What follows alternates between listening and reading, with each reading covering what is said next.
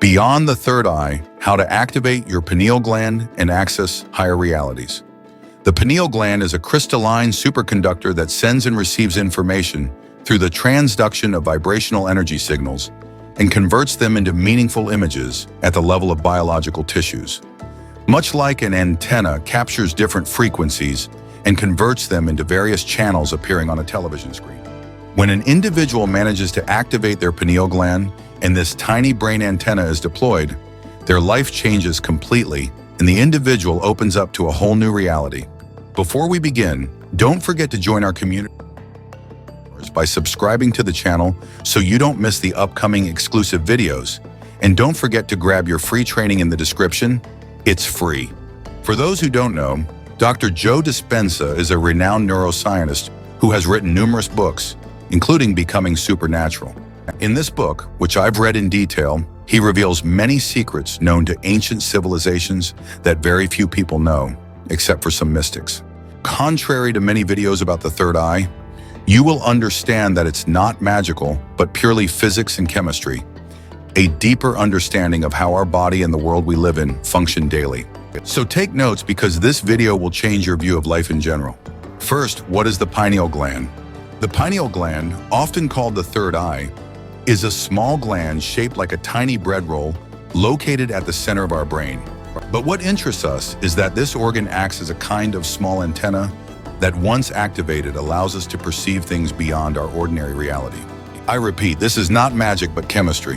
When I talk about capturing things outside our reality, I'm talking about perceiving beyond the reality experienced daily with our senses: taste, touch, hearing, sight, and smell. The physical reality perceived by our senses. It's important to know that the reality we perceive daily is only the visible light spectrum, just an infinitesimal part of what we might call reality. That is, our eyes can only perceive a minimal range of light between 380 nanometers and 780 nanometers. Everything below or above this range, such as ultraviolet, infrared, X-rays, gamma rays, or even radio waves that are all around us, we know exist because we use them daily through our phones, Wi-Fi, and radios. They carry information, but we do not perceive them directly. Yet we know they exist. So, how do we see what lies beyond our vision? This is where the pineal gland comes into play. Once activated, it captures external signals, invisible lights to our eyes, and converts them so that it relays them back to us as real images, much like our eyes do with visible light. If this seems unclear for now, you'll soon understand. Upon waking in the morning, when you return to the world of the senses, as soon as your eye perceives light through the iris, receptors in the optic nerve send a signal to a part of your brain called the suprachiasmatic nucleus. Then the signal is transmitted to the pineal gland, which reacts by producing serotonin, a neurotransmitter that wakes you up. Neurotransmitters are chemical messengers that communicate information to neurons. Serotonin informs your body that it's time to wake up and start your day, while you integrate information from all your senses to make sense of your inner and outer reality. Serotonin stimulates your brain waves, shifting them from delta to theta, then to alpha, and finally to beta, allowing you to regain consciousness of your physical body in space and time. Simply put, when your brain is in beta waves, your attention is primarily focused on your external environment, your body and time, which is entirely normal. Conversely, when your brain shifts to delta waves, your attention turns inward toward dreams and experiences that could be described as mystical. Now, when night falls and darkness sets in, a similar but reversed process occurs. The absence of light sends a signal to the pineal gland along the same pathway, but this time, the pineal gland transforms serotonin into melatonin, a neurotransmitter preparing you for the night. The secretion of melatonin slows down your brain waves, shifting them from beta to alpha, making you feel drowsy and giving you a sensation of fatigue, reducing your desire to think or analyze. Your brain waves continue to slow down, and you increasingly focus on your inner world rather than the external one. Finally, when your body falls asleep and rests, your brain waves shift from alpha to theta and then to delta, inducing periods of dreaming and deep regenerative sleep. We thus see that our daily lives are regulated by what we call circadian rhythms, the natural cycles of day and night. And we have all experienced this. However, when we don't respect these cycles, we feel more tired and unwell, such as after experiencing jet lag, for example. All this process is linked to chemical substances produced under the effect of our interactions with the external world, related to our eyes' reaction to the sun and the frequency of visible light. Now, what would happen if you managed to capture frequencies beyond visible light? How would your body react if the information it received came from a new spectrum of light? What molecules would it create, and what experiences would you live internally?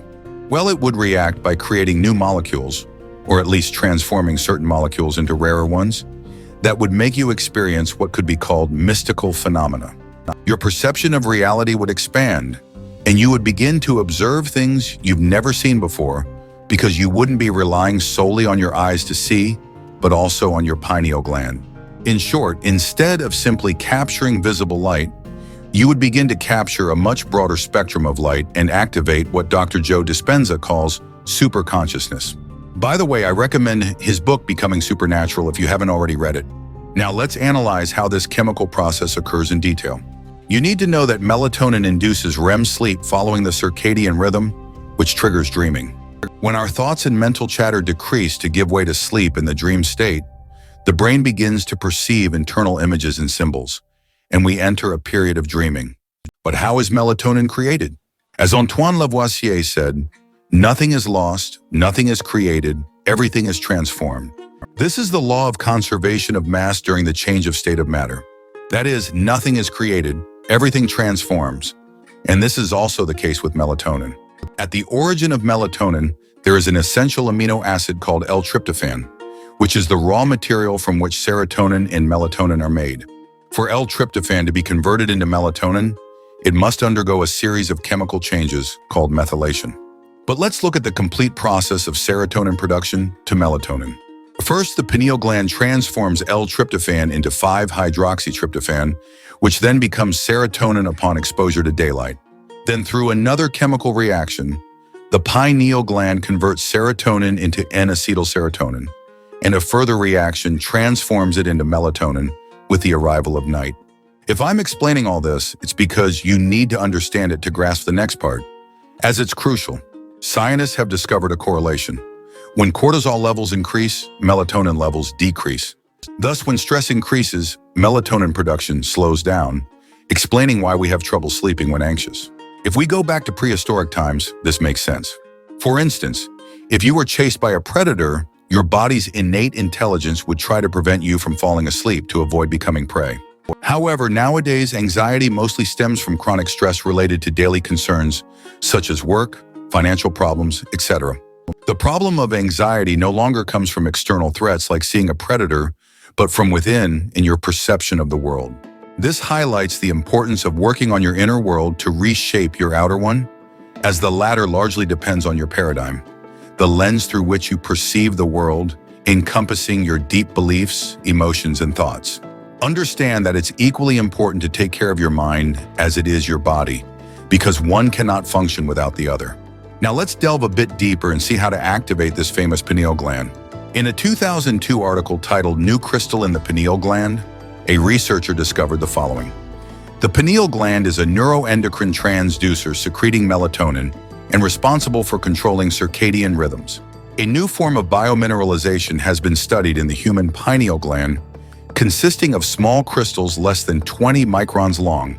Due to their structure and piezoelectric properties, these crystals are at the origin of an electromechanical and biological transduction mechanism of the pineal gland. To simplify, remember that the pineal gland has piezoelectric properties and is a transducer. The piezoelectric effect involves applying pressure to certain materials, like with a piezo lighter, where you press with your finger to activate a spark and ignite the flame. Therefore, for the pineal gland, it means pressure needs to be applied for it to activate. To explain more clearly, the pineal gland contains calcite crystals composed of calcium, carbon, and oxygen, and due to their structure, the piezoelectric effect applies to them. Like a television antenna, the pineal gland can be electrically activated and generate electromagnetic fields, allowing access to information. Just as an antenna emits vibrations corresponding to the frequency of an incoming signal, the pineal gland receives information via invisible electromagnetic fields. For the second point, a transducer is anything that receives a signal in one energetic form and converts it into another. If you look around you, you'll see that wherever you are, there's likely a television, a radio, and Wi-Fi waves, all different frequencies associated with an invisible electromagnetic energy, yet very real. For example, the signal transmitted by frequencies to your television is translated by a transducer into an image appearing on your screen. As we saw earlier, the pineal gland is a transducer, meaning that, like your television, your pineal gland can receive external information in the form of invisible frequencies and convert them into visible images for you. If you're having trouble imagining seeing without your eyes, just think of your dreams. In dreams, we can see, touch, smell, and experience as much, if not more, than in reality, even though we're not using any of our usual senses. Yet this reality feels just as real. Here I come back to the fact that the brain cannot distinguish between a real experience and a thought experience when emotions are involved. Now I'd like to delve into a key point. What frequency could I capture with my pineal gland that would be out of the ordinary? The answer lies in the quantum world, in the unified field, the field of possibilities. In daily life, our senses allow us to capture our usual sensory reality. However, once the pineal gland is activated, it taps into higher spatiotemporal dimensions outside of space-time. This may sound strange or bizarre for now, but let's look at it more closely. I've already made several videos on this subject, but when we break down matter to its smallest level, we get the atom. For a long time, scientists believed the atom was represented by electrons orbiting a nucleus, predictably, like planets orbiting stars.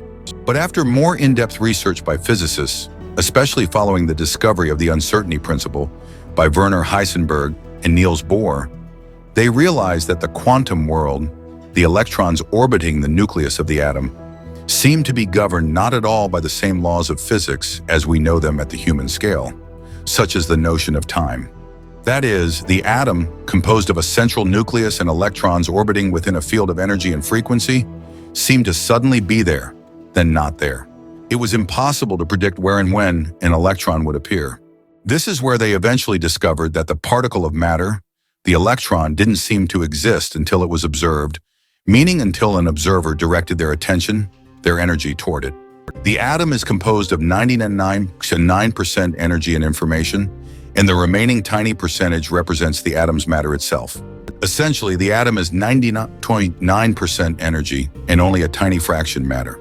And this matter doesn't seem to form unless we direct our attention, our energy, toward it. Simply put, it's as if all infinite possibilities exist simultaneously in this quantum energy field.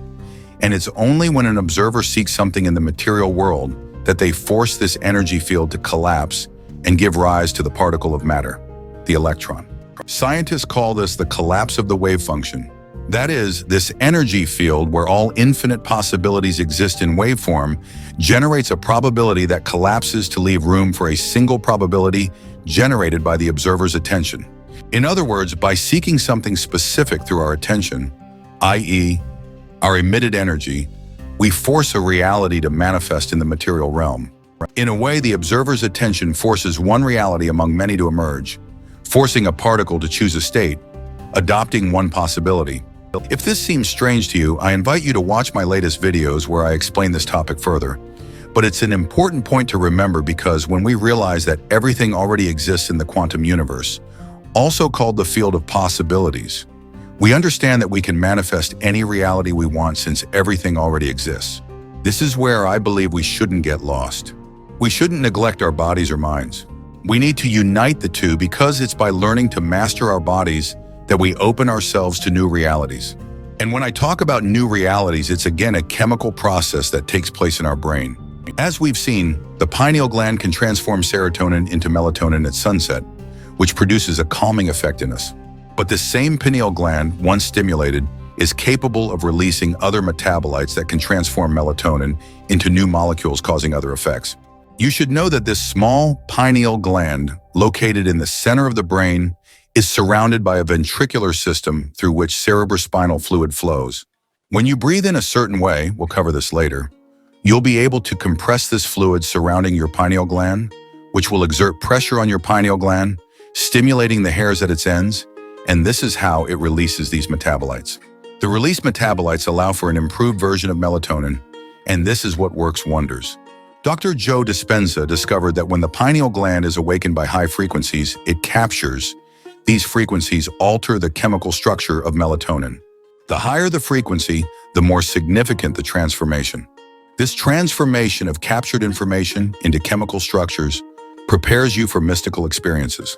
These mystical experiences you will live become inscribed in your neural networks, creating an expansion of consciousness.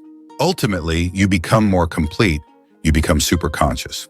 This pineal gland is like an alchemist, transmuting melatonin into neurotransmitter radios, capable of making you live extraordinary experiences. Here's a brief illustration showing the production of other metabolites from melatonin. For example, at sunrise, serotonin is created, then at nightfall, serotonin transforms into melatonin.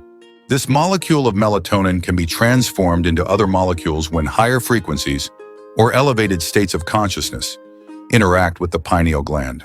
One of the first things that happens is that these frequencies transmute melatonin into chemical molecules called benzodiazepines. These molecules are hypnotics from which drugs like Valium are made and have the property of anesthetizing the analytical mind. Thus, suddenly, the thinking brain relaxes and stops dissecting everything. Using fMRI scans, researchers have observed that benzodiazepines eliminate all neuronal activity in the amygdala, the brain's survival center. This limits the action of chemical molecules causing fear, anger, agitation, sadness, or pain.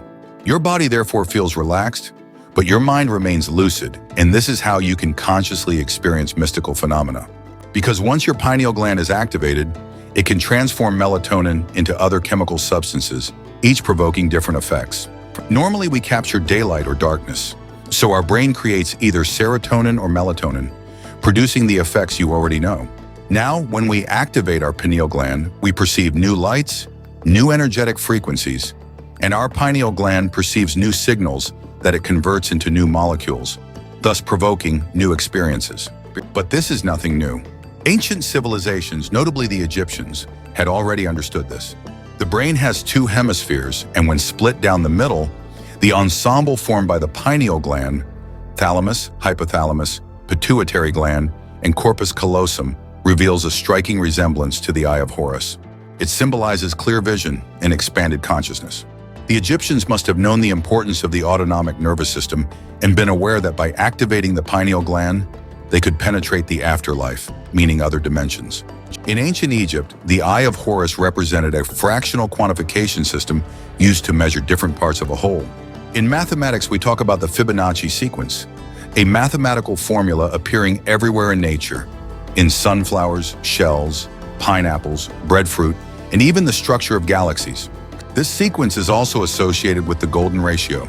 The Fibonacci sequence is characterized by the fact that every number in the sequence is the sum of the two preceding ones.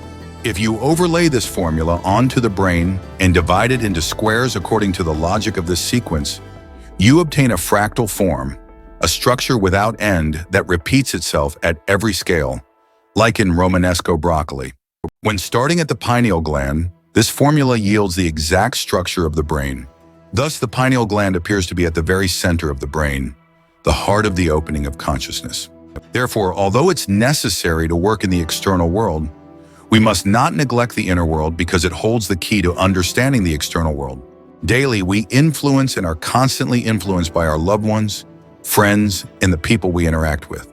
Likewise, financial problems, health issues, relationships, and all our daily external experiences influence our psychological state. Therefore, it's essential to align everything in the same direction to feel good both internally and externally. For example, money problems might push you to not have enough time to work on yourself or put you in a constant state of stress. That's why it's just as important to work on improving your external world, becoming financially free, doing the job you dream of, doing what you really want, and especially making choices aligned with your core values. This is how it's essential to resolve these external problems to rid yourself of things preventing you from fully realizing yourself. This is where inner work begins because remember, your inner reality is the reflection of your outer world. From the moment you feel limitless, you become limitless. Many studies have been conducted on this subject, and many people who didn't succeed had deeply ingrained beliefs like, money is bad, I'm not meant to have money, I wasn't born into the right family, I can't succeed, I don't have the skills, Others must know secrets I don't know, or even fate is against me. I'll never achieve anything. I can't change. I'm just like this. Well, if there's one thing that's sure, it's that everyone can change, and no one is inherently one way or another. The field of possibilities is open to everyone. While some people are born with advantages, is that a reason to give up? Isn't the journey even more incredible if someone starting from nothing manages to succeed? If you do this, you'll be an inspiration to others. Gandhi said, "Be the change you wish to see in the world." Once you realize that everything is possible, you need to connect to this field of possibilities, and this is the role of your pineal gland. To do this, the process will unfold as follows. You need to raise your energy located in the survival centers, the first 3 energy centers of the human body, to your pineal gland, located in the center of your brain. Ancient civilizations knew this, as do many cultures, particularly Chinese medicine, which uses it. The human body has 8 energy centers called chakras, which are simply energy centers conveying necessary information to the body. The first energy center is located at the sexual organs, the second behind the navel, the third at the hollow of the stomach, the fourth just behind the sternum, the fifth at the center of the throat, the sixth located in the space between the neck and the back of the head, where the pineal gland is, the seventh in the middle of the head, and the last about 40 centimeters above the head. Simply put, when these 8 energy centers are balanced, energy flows freely through and around the body, resulting in a balanced person. However, many people store their energy in the first 3 centers, the survival centers mainly linked to stress. People who are frequently anxious store their energy in these first 3 centers, preventing it from rising to the upper centers, creating inconsistencies and various problems. But rest assured, nothing is irreversible. Everyone goes through long periods of stress, including me. But now it's time to learn to control them, to bring all this energy up to the pineal gland and activate it. The process, inspired by one of Dr. Joe Dispenza's meditations from his book Becoming Supernatural, is as follows. Preferably, the process should take place between 1 a.m. and 4 a.m. because that's when melatonin production reaches its peak. If this isn't possible for you, perform this process before going to bed. Start by activating the heart energy center by listening to music you love. The heart is key because, once activated, it creates coherence between the frequency of its beats and your brainwaves. Your emotions must align with your intention, your thoughts. Opening your heart allows you to feel emotions related to joy, increasing your vibrational frequency to match the frequencies of your intentions. Now you need to become aware of each of your 8 energy centers and feel a superior emotion when focusing on each one. Place your attention first on the space occupied by this energy center, then on the space surrounding it. Proceed this way for the first center, then the second, and so on up to the 8th. Eventually, you'll align all 8 energy centers and the energy surrounding your body simultaneously. Since energy follows attention, focusing your attention on these 8 centers and associating a superior emotion, like love, gives them the necessary information to rebalance. Now lie down for about 20 minutes, then let your autonomic nervous system, your unconscious body part, receive these orders and information to rebalance your body. Let me remind you, but this is not magic. Your thoughts and attention are simply circulating information. Focus your attention on your energy centers associated with an emotion like love, a high frequency, to beneficially rebalance these centers. Next, sit down and perform the following breathing exercise. Inhale through your nose while lifting and contracting the lower muscles of your torso at the same time, intending to raise the stored energy in these centers up to the brain. You need to visualize what ancient civilizations called the prana tube, representing a tube of light running from the base of the spine to the top of the head. Now, while continuing to contract the lower torso muscles, inhaling and pulling your belly upward, raise the energy through the chest, throat, then brain.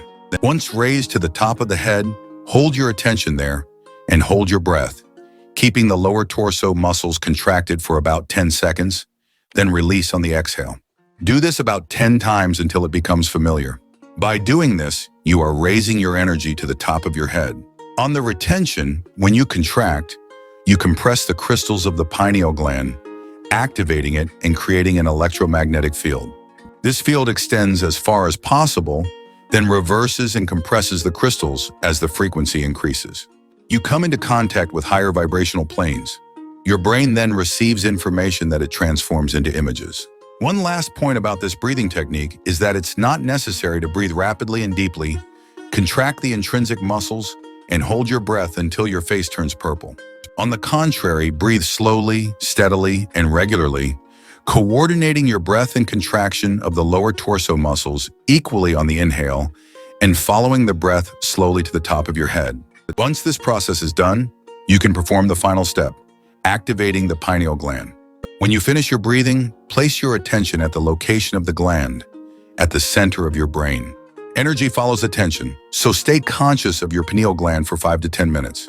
Then mentally and unconsciously imagine becoming very small and entering the pineal gland. Feel the frequency and the space beyond the limits of this gland, spreading this energy throughout the surrounding space, like diffusing and expanding your consciousness everywhere around this space. Now set the intention for this pineal gland to release its sacred metabolites and trigger a mystical experience within you. Send this information into the space beyond your head. Then open yourself up, connect to the energy of the quantum field and receive. Have no expectations or anticipation. Simply content yourself with receiving.